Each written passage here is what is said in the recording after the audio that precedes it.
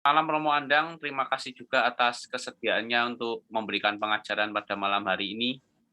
Semoga pengajaran Romo dapat membawa banyak pengetahuan juga baru bagi kami untuk kami dapat menghayati ajaran Gereja Katolik dengan lebih baik.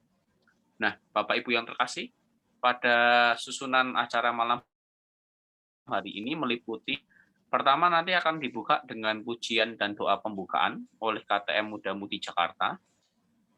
Setelah itu kita akan masuk pengajaran mengenai bayi tabung dan kloning ini oleh Romo Andang. Setelah sesi pengajaran akan ada tanya jawab. Bagi Bapak Ibu yang ingin bertanya, nanti dapat menuliskan di kolom chat yang ada di Zoom ya, klik di bagian kanan bawah itu Bapak Ibu. Nanti ada tulisan chat, bisa ketik di sana pertanyaannya apa saja. Nanti akan dibacakan oleh saya ya, satu persatu nanti akan dibacakan. Nah, setelah selesai tanya jawab, kita akan tutup dengan sebuah lagu. Nah, setelah tutup dengan lagu, kita akan tutup dengan doa penutup dan berkat oleh Romo Andang. Setelah itu, sebelum meninggalkan Zoom ini, kita akan foto bersama. Ya, kurang lebih seperti itu susunan acara pada malam hari ini. Mari saat ini kita mulai dengan acara pertama. Kita akan mulai dengan pujian penyembahan dan doa oleh KTM Muda Mudi Jakarta. Saya persilahkan tim dari Muda Mudi Jakarta. Baik, selamat malam Bapak Ibu, saudara-saudari yang terkasih. Apa kabarnya kita semua pada malam hari ini? Semoga semuanya aman, sehat ya, dijaga sama Tuhan Yesus. Amin. Kita lagi di tengah-tengah pandemi begini, kita nggak boleh putus asa ya Bapak Ibu ya. Kita harus terus semangat, kita harus terus sukacita, karena di dalam sukacita itulah kita bisa membagikan Injil Tuhan. Kita bisa berbagi sukacita bagi sesama kita. Mari pada malam hari ini kami mau mengajak Bapak Ibu untuk bersama-sama memuji Tuhan kita, karena Tuhanlah yang sudah memberikan sukacita surga bagi kita. Terima sukacita surga.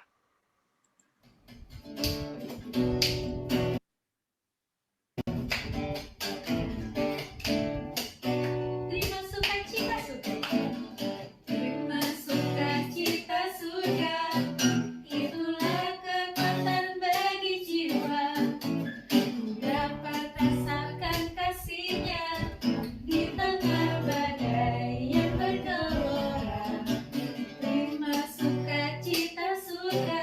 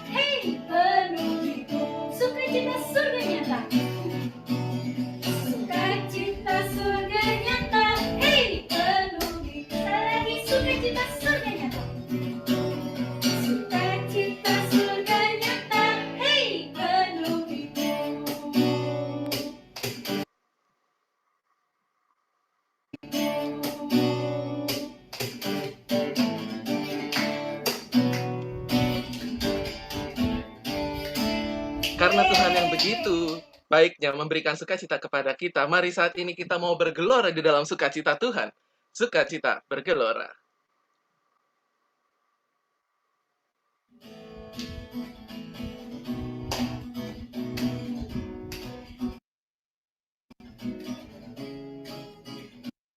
Sukacita bergelora.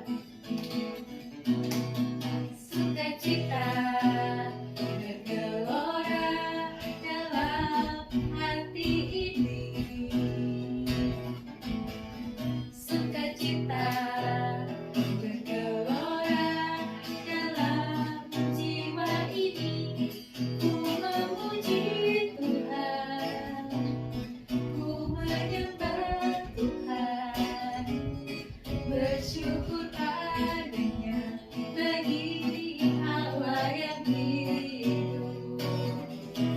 Karena anugerahnya, karena perbuatannya, gelora sukacita, oh oh, gelora sukacita, oh oh, di hadapannya.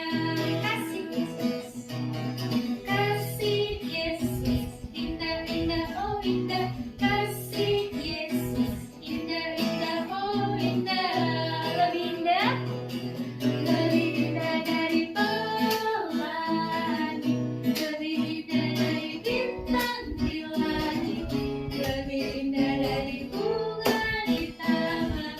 Oh Yesusku,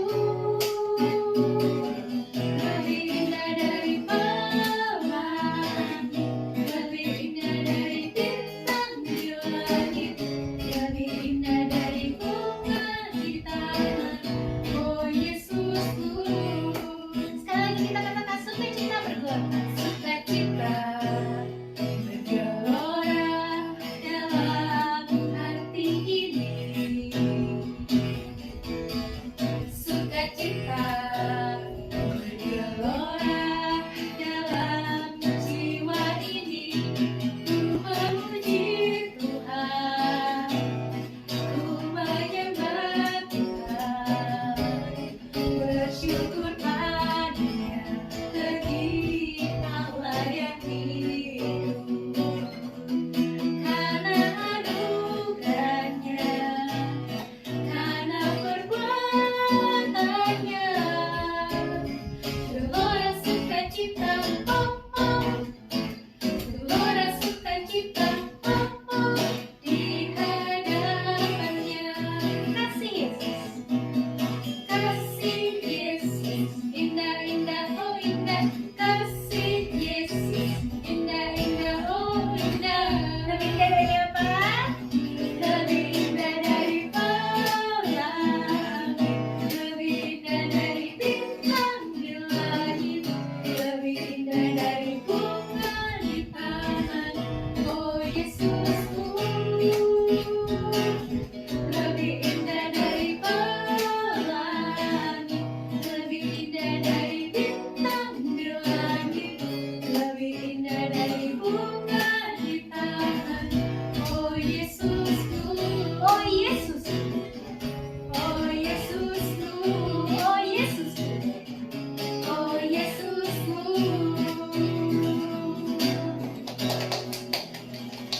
Mari saat ini setelah kita memuji, memuliakan Tuhan dengan sorak-sorai, kita mau masuk ke dalam hadirat Tuhan. Kita mohon kuasa Roh Kudus-Nya untuk memenuhi diri kita pada malam hari ini di sepanjang PPHT sesi malam ini. Kita nyanyikan Allah Roh Kudus.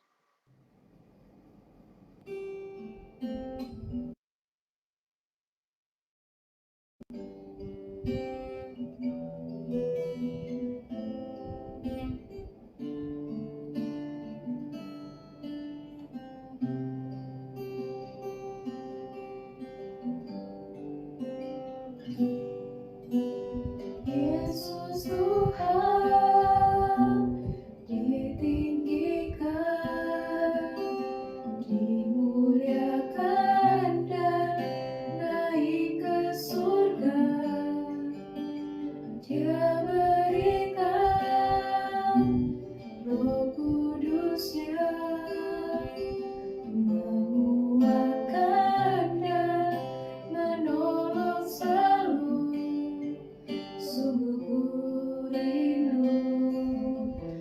bersekutu denganmu selamanya. Mari kita ulangi sekali lagi. Yesus Tuhan ditinggikan. Yesus Tuhan ditinggikan, dimuliakan dan naik ke surga. Dia berikan Roh Kudus-Nya, menguatkan dan menolong selalu.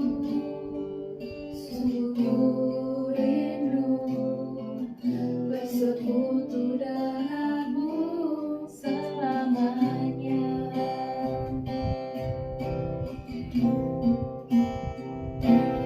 Allah Roh Kudus, jamah hatiku dengan urapanmu.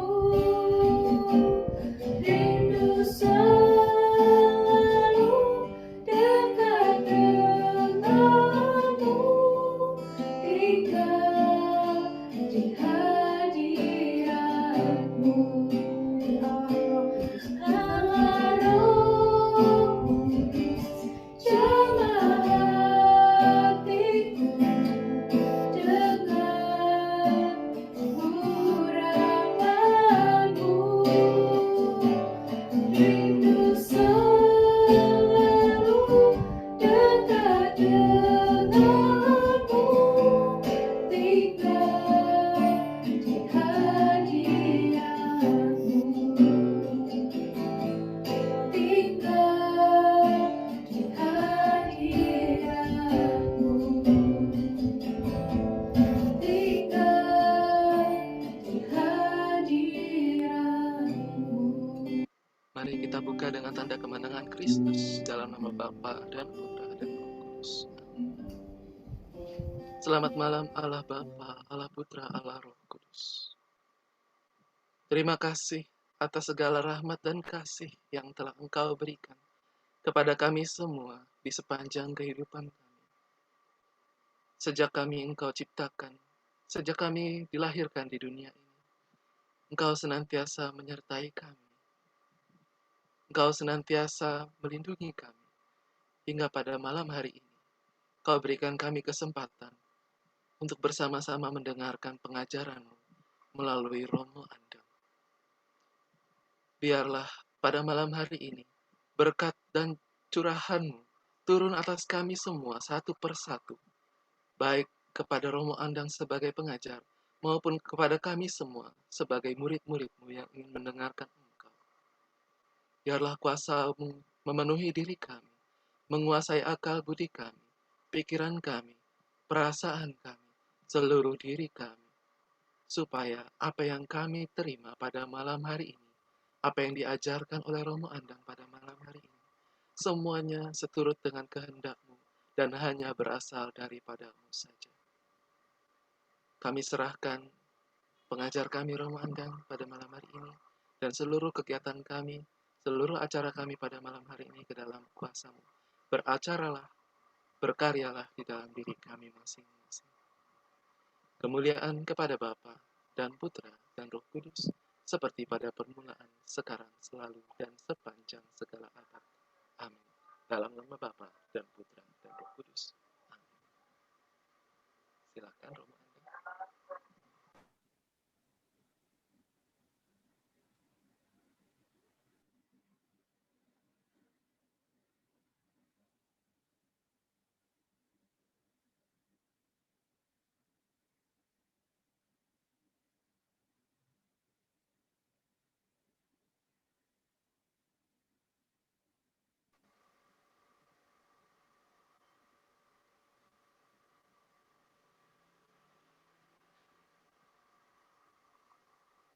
Halo Romo.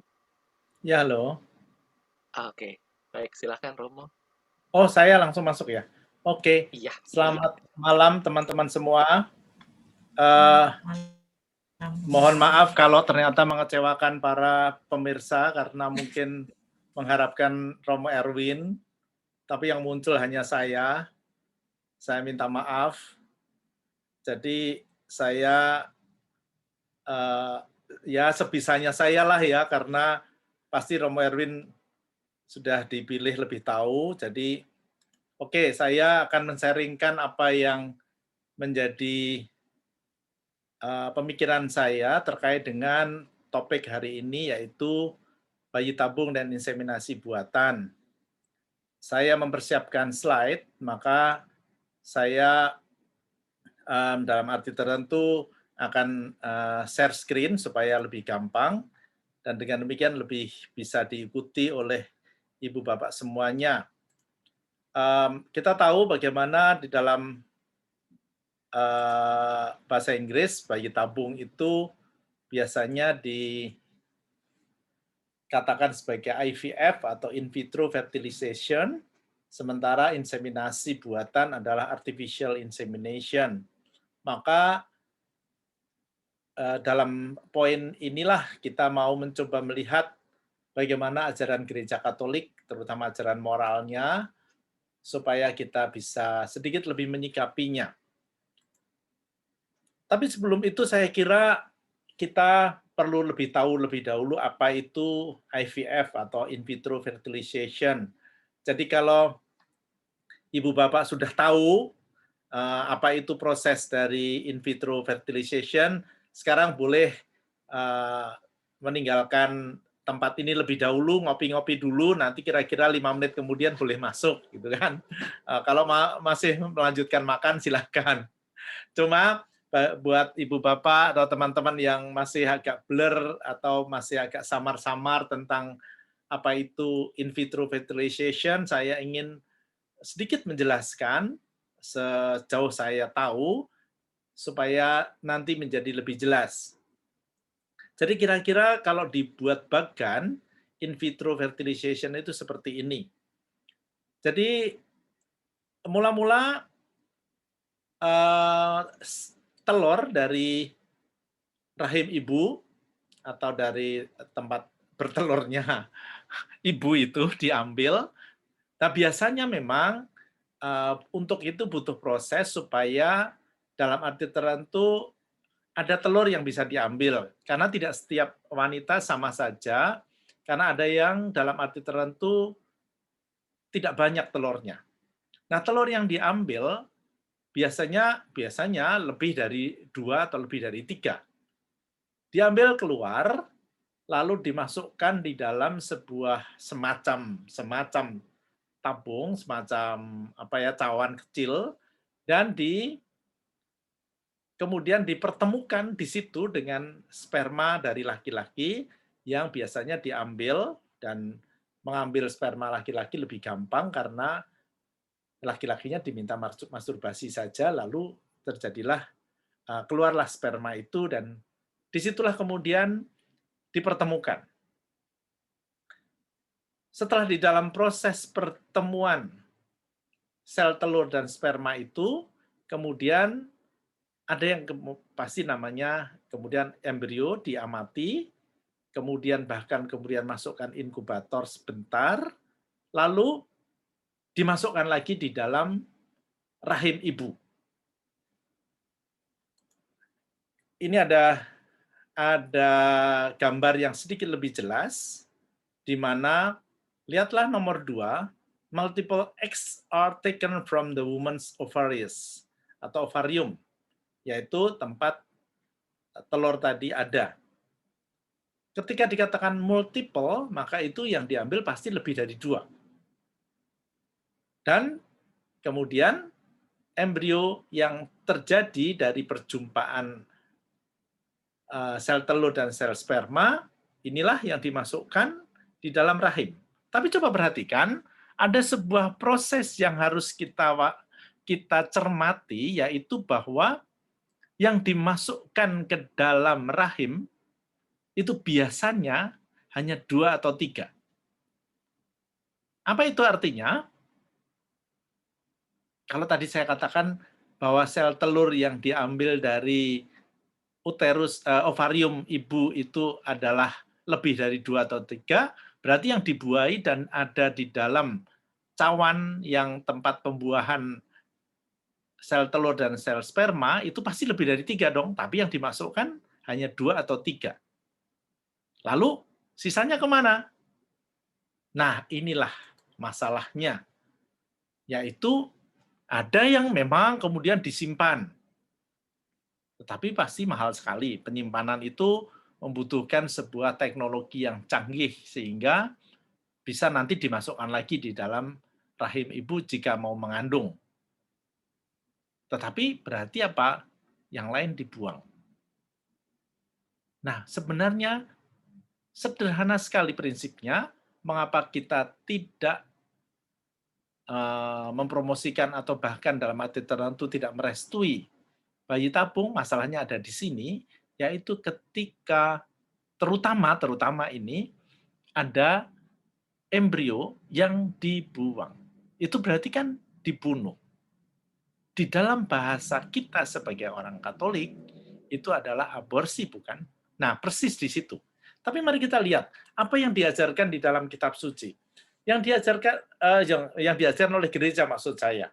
Karena kitab suci tentu saja tidak berbicara soal bayi tabung, karena memang belum ada teknologi itu.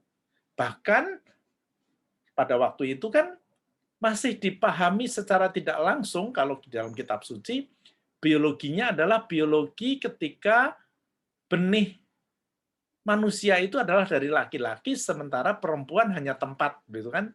Rahim perempuan, rahim ibu itu hanya tempat. Yang kemudian benih dari laki-laki bisa tumbuh. Zaman dulu ada sebuah istilah homunculi, yaitu manusia-manusia kecil yang dikandung oleh laki-laki yang kemudian ditanamkan pada perempuan supaya menjadi bayi. Tetapi pengandian itu kemudian kan akhirnya dianggap salah karena ternyata ada sel telur dari ibu yang ikut berperan di dalam pembentukan manusia. Nah, tentu saja kemudian ajaran moral itu berkembang, tidak hanya di dalam kitab suci, maka kemudian dikembangkan di dalam yang namanya tradisi, dan tradisi itulah yang kemudian mendasari ajaran yang sekarang ini kita pegang, yang namanya magisterium, ajaran resmi yang bersifat kekinian sekarang ini oleh Bapak Paus dan juga tim intinya.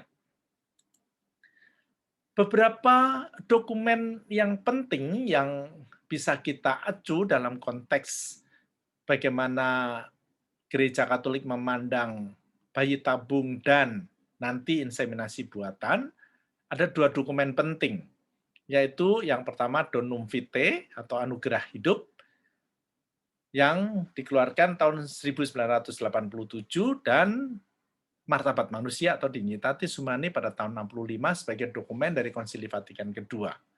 2 dokumen itu kemudian diringkas di dalam yang namanya pasal-pasal dalam Katekismus Gereja Katolik tentang hidup. Nah, saya tidak akan masuk terlalu jauh pada 2 dokumen itu karena memang sudah disarikan di dalam Katekismus Gereja Katolik yang pada dasarnya bisa menjadi acuan kita untuk melihat dan menilai apa dan bagaimana bayi tabung serta inseminasi buatan menurut Gereja Katolik. Tetapi sebelum saya masuk kepada intinya, perlu kita ingat bahwa moral Katolik, moral berarti ajaran-ajaran tentang kebaikan untuk hidup di dalam pandangan Gereja Katolik, dalam konteks kehidupan ada 3 hal yang penting untuk diperhatikan. Yang pertama bahwa moral itu adalah sebuah panduan untuk mengarahkan agar perilaku umat itu menjadi baik, menjadi lebih baik, menjadi tidak hanya sekedar manusia-manusia pada umumnya, harus menjadi lebih baik. Nah, di dalam konteks kehidupan, yang baik itu mengacu atau berdasar pada sebuah sikap hormat pada hidup. Hidup apa saja harus dihormati. Memang dulu kita mengira bahwa hidup itu hanya hidup manusia. Tapi sekarang hidup itu berarti juga hidup pada segala makhluk. Seperti yang kemudian diingat bahwa dulu Yesus juga mengatakan wartakanlah Injil kepada segala makhluk. Nah, hidup itu terutama di dalam konteks manusia juga sangat terkait dengan perkawinan dan keluarga. Maka kita tahu mengapa perkawinan di dalam gereja Katolik itu kadang-kadang dianggap ribet. Itu sebenarnya sederhana alasannya. Karena menurut kita perkawinan itu sangat-sangat tinggi nilainya. Maka harus dilindungi dengan segala macam hal yang ya tadi tampaknya ribet, tetapi sebenarnya itu intinya mau melindungi. Prosesnya, prosedurnya juga kadang-kadang harus izin sana, izin sini, harus kanonik, harus MRT. Itu sebenarnya karena perkawinan begitu berharga dan bukan hanya sekedar main-main saja seperti orang yang sekedar tanda petik, ya sudah, suka sama suka jadi, bukan, pasti jauh dari situ. Nah, 3 prinsip ini akan mendasari bagaimana cara kita melihat juga yang namanya bayi tabung dan inseminasi buatan. Karena nilai perkawinan menjadi salah satu dasarnya dan nilai hidup itulah yang menjadi penting. Nah, mari kita lihat satu persatu dari KGK. KGK itu adalah, kembali saya katakan, Katekismus Gereja Katolik, nomor 2366. Kita baca semuanya, tetapi ada hal yang mau saya garis bawahi, dan itu yang perlu ditekankan untuk dijelaskan. Kesuburan adalah satu anugerah, satu tujuan perkawinan, karena cinta suami istri dari kodratnya bertujuan supaya subur. Nah, anak tidak ditambahkan dari luar pada cinta suami istri yang timbal balik ini, ia lahir dalam inti dari saling menyerahkan diri itu. Ia merupakan buah dan pemenuhannya. Karena itu gereja yang membela kehidupan mengajar bahwa tiap persetubuhan harus tetap diarahkan pada kelahiran kehidupan manusia. Ajaran ini yang sering dikemukakan oleh magisterium gereja bersumber pada satu hubungan yang tidak terpisahkan yang ditentukan oleh Allah antara kedua tujuan, kesatuan penuh cinta dan kebiakan yang kedua-duanya terdapat dalam persetubuhan. Nah, kita tidak berbicara tentang persetubuhan, tetapi berbicara tentang anak, karena terkait dengan bayi tabung dan inseminasi buatan itu terkait lebih-lebih pada hasilnya, anaknya. Nah, bagi gereja Katolik, ketika saya garis bawahi kalimat anak tidak ditambahkan dari luar pada cinta suami istri yang timbal balik ini, ia lahir dalam inti dari saling menyerahkan diri itu yang merupakan buah dan pemenuhannya. Inilah yang sebenarnya terkandung di dalam kata-kata bahwa anak sering dikatakan sebagai buah kasih dari orang tuanya, buah cinta dari orang tuanya. Jadi, ketika seorang suami menyerahkan dirinya pada istrinya dan istrinya pada suaminya juga di dalam hubungan seksual suami dan istri, maka di sana ada kasih, di sana ada saling penyerahan diri dan hasilnya adalah anak. Memang disinilah saya mau menggarisbawahi kecil yang tadi juga dikatakan bahwa persetubuhan itu harus terbuka pada kelahiran anak. Itu artinya memang karena tujuan persetubuhan salah satunya adalah untuk kelahiran anak. Jadi bukan hanya untuk senang-senang saja. Bahwa ada senangnya itu juga dihargai. Tapi tidak hanya itu. Maka kita tahu bukan bahwa di dalam gereja Katolik yang namanya kontrasepsi itu dilarang. Nah, baik. Kita tidak berbicara pada kontrasepsi, tapi berbicara tentang anak. Jadi, ini prinsipnya dulu. Anak adalah buah cinta suami istri. Maka, selanjutnya dikatakan begini, suami istri yang dipanggil untuk memberi kehidupan mengambil bagian dalam kekuatan pencipta dan kebapaan Allah. Mengambil bagian.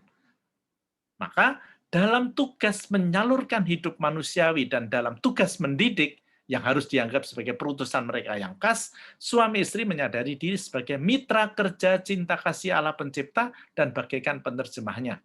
Maka dari itu hendaknya mereka menunaikan tugas mereka penuh tanggung jawab manusiawi serta Kristiani. Dengan kata lain, suami istri adalah rekan kerja, mitra penciptaan, yang menghadirkan Allah sebagai pencipta dan Allah sebagai Bapa, dengan dan mendidik anak. Inilah tugasnya. Dengan kata lain, suami istri menjadi utusan Tuhan di dalam konteks penciptaan manusia. Karena itu harus dilihat pertama-tama, anak adalah anugerah Allah. anak itu bukan sekedar hasil teknologi buatan manusia. Sungguh-sungguh ada karya Allah di sana.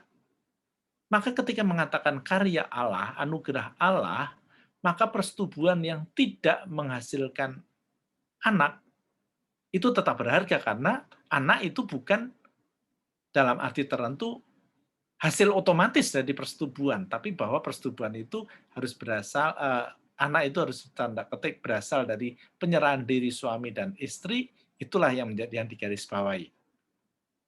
Nah, dalam hal ini nomor 2373 dari Kitab Katekismus Gereja Katolik mengatakan begini, Kitab suci dan tradisi gereja melihat di dalam keluarga-keluarga dengan banyak anak suatu tanda berkat ilahi dan kebesaran jiwa para orang tuanya maksudnya. Saya lanjutkan.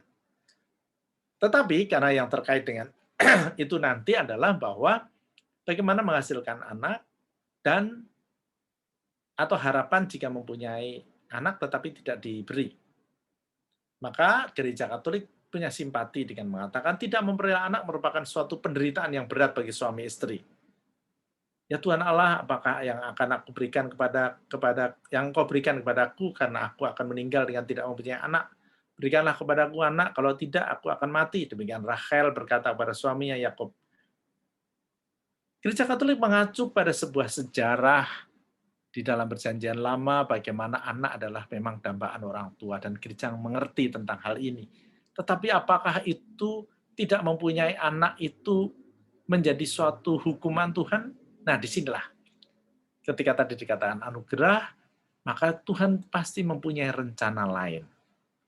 Meskipun demikian, gereja tetap juga mendorong jika ada penelitian untuk mengatasi ketidaksuburan.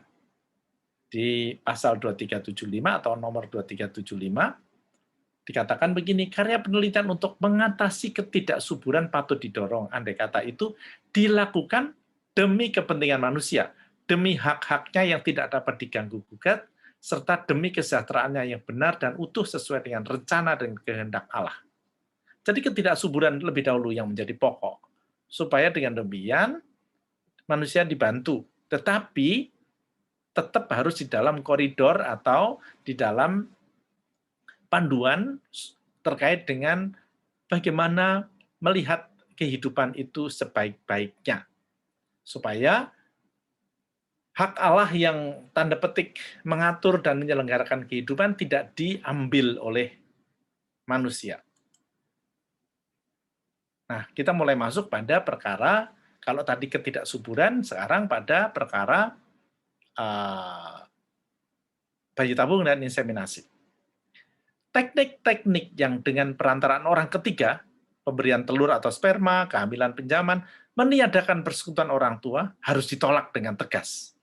Teknik-teknik ini, inseminasi dan pembuahan buatan secara heterolog, menodai hak anak agar dilahirkan dari seorang ayah dan seorang ibu yang ia kenal dan yang berhubungan satu dengan yang lain sebagai suami istri. Mereka juga menodai hak kedua orang tua bahwa yang satu hanya menjadi ayah atau ibu dengan perantaraan yang lain. Apa yang mau dikatakan di sini adalah bahwa pemberian telur dalam konteks donor, pemberian orang ketiga maksudnya, kan sekarang terutama di beberapa negara Eropa atau Amerika ada donor sperma misalnya, atau donor telur. Ini tidak, sama sekali tidak. Bahkan kehamilan pinjaman yang namanya surrogate mother misalnya. Kok nggak ada surrogate father? Ya pasti nggak ada dong, karena yang mempunyai rahim kan hanya ibu. Ya kan? Bahkan kalau surrogate mother ini neneknya pun dikatakan tidak dibenarkan menurut moral Kristiani. Mengapa? Seperti tadi saya katakan bahwa anak itu harus dilahirkan dari bapak ibunya yang akan memelihara.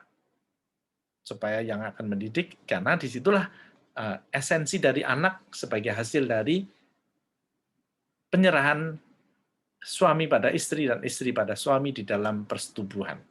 Nah, ini agak panjang. Akan terkait dengan beberapa yang inseminasi. Nomor 2377. Apabila teknik-teknik ini dilaksanakan dalam kalangan suami istri, inseminasi dan pembuahan buatan homologi, maka teknik itu barangkali kurang dapat dicela, tetapi tetap tidak dapat diterima secara moral. Teknik-teknik itu memisahkan persetubuhan dari pembuahan. Tindakan yang mendasari eksistensi anak bukan lagi satu tindakan di mana dua pribadi saling menyerahkan diri. Nah, saling menyerahkan diri itu di dalam tanda petik seperti tadi hubungan seksual. Maka itu idealnya. Yang ideal seperti itu. Tetapi toh di sini dikatakan teknik inseminasi ketika sperma sang ayah dimasukkan di dalam vagina atau rahim istrinya, itu dalam arti tertentu sebenarnya tidak ideal. Tidak diterima secara moral yang ideal. Meskipun di sini dikatakan tidak dapat dicela. Nah, apa itu inseminasi buatan bedanya dengan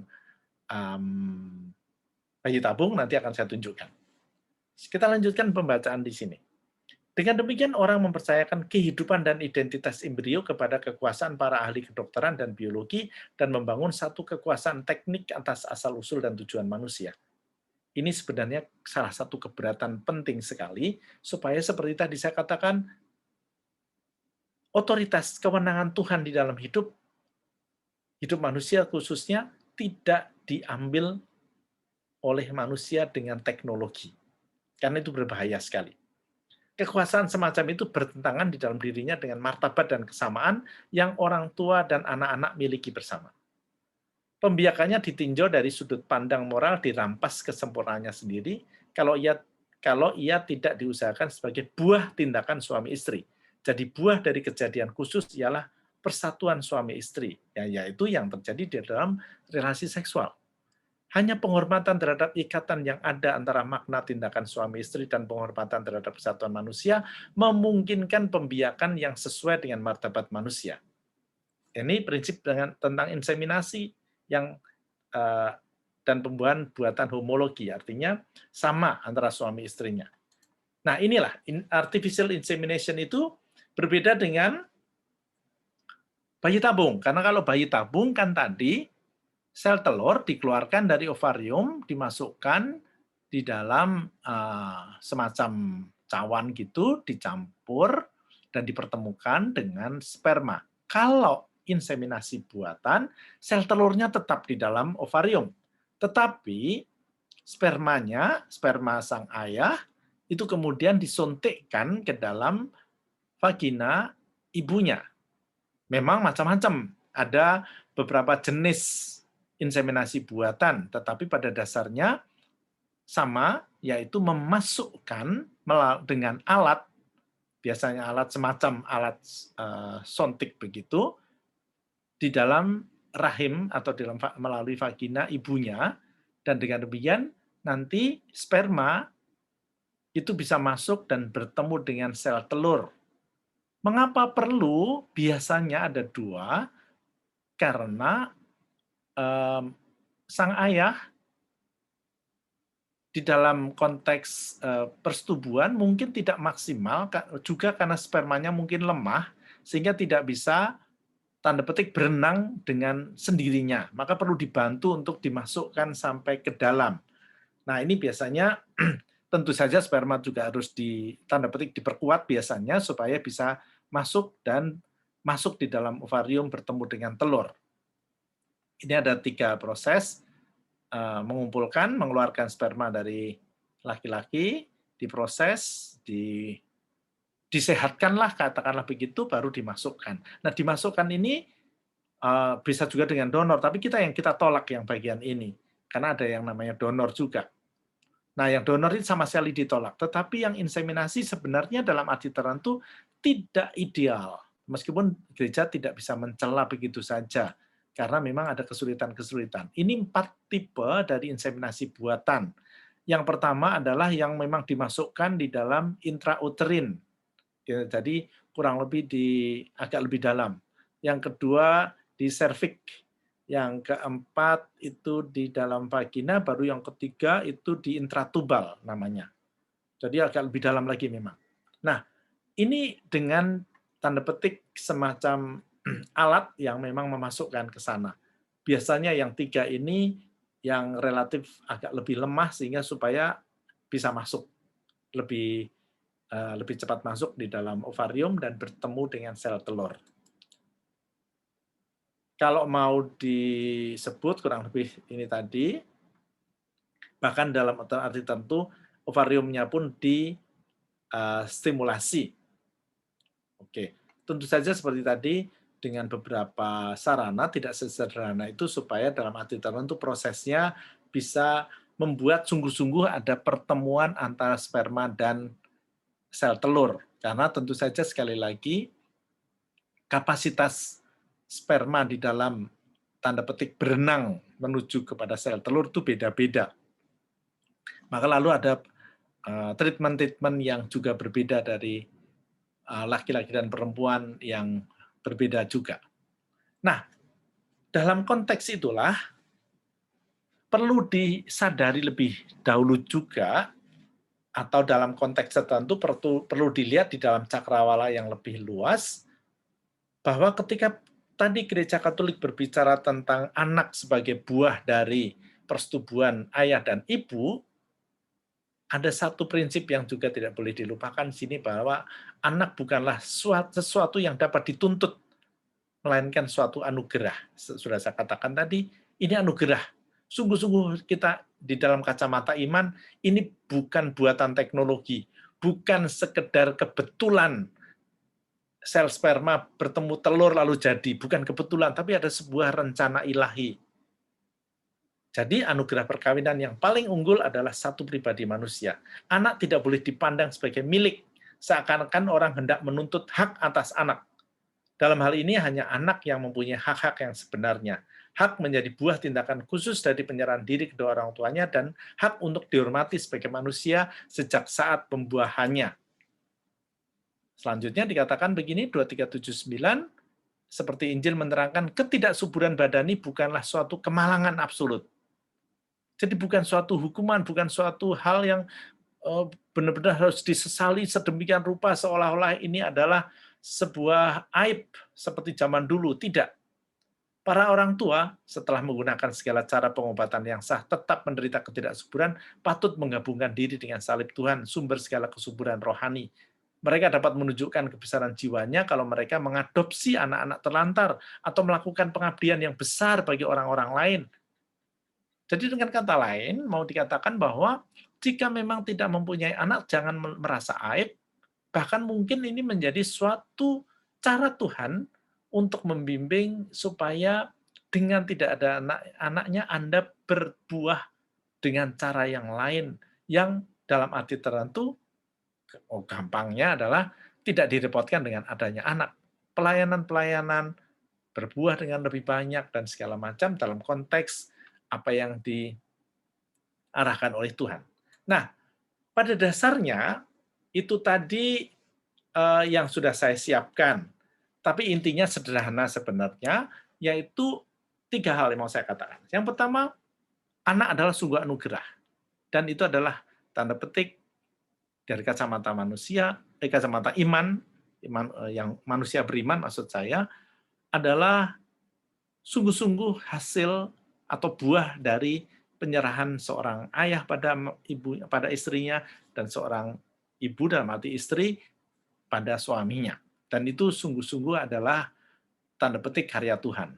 Yang kedua, disitulah karena kehidupan adalah sungguh-sungguh dari Tuhan, maka kita sangat berhati-hati dan dalam arti tertentu melarang supaya kita mengintervensi terkait dengan pembuatan kehidupan tadi, karena kalau tidak hati-hati ya nanti manusia akan berkuasa, akan hidup begitu saja. Yang terakhir, jika tidak mempunyai anak, maka bukan tidak mungkin Tuhan mempunyai rencana-rencana yang kemungkinan besar mungkin sekarang tidak dipahami, tetapi akan lebih besar lagi. Dan dalam konteks itu, jangan merasa bahwa jika tidak mempunyai anak, berarti aib. Karena sekali lagi, kita sebenarnya tidak punya hak begitu saja akan ada anak atau tidak. Tuhanlah yang mengaturnya. Itu beberapa prinsip Kristiani yang perlu kita pegang Maka supaya nanti ada diskusi, ini saya sudah berbicara hampir 35 menit, saya cukupkan sekian, silahkan nanti kalau ada yang mau sharing, ada yang mau bertanya, dan segala macam. Minta maaf lagi kalau ada yang kecewa, tidak jadi melihat Romo Erwin. Maaf. Oke, silakan.